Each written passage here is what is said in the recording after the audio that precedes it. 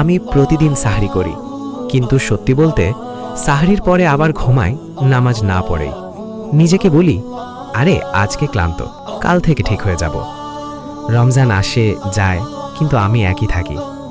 একদিন ইফতারের সময় মা হঠাৎ বলল, বাবা জানিস, এই রমজানটাই যদি তোর জীবনের শেষ রমজান হয়। আমি হেসে ফেললাম, বললাম, এমন কথা বলছো কেন মা? কিন্তু ভেতরে কোথাও যেন একটা কাঁপুনি লাগলো। আজও আমি রোজা রেখেছি, আজও ইফতার সামনে, কিন্তু হঠাৎ মনে হলো, যদি আজকের এই ইফতারটাই আমার জীবনের শেষ ইফতার হয়, আমি কি আল্লাহকে বলতে পারবো, হে আল্লাহ, আমি চেষ্টা করেছিলাম? নাকি চুপ করে দাঁড়িয়ে থাকব আমার অবহেলার বোঝা নিয়ে? আজ প্রথমবার ইফতারের আগে আমি শুধু দোয়া করিনি, আমি কেঁদে ফেলেছি। হয়তো আমি পারফেক্ট না, কিন্তু আজ থেকে আমি ফিরে আসতে চাই। হে আল্লাহ, এই রমজানটা আমার জীবনের মোড় ঘুরিয়ে দাও।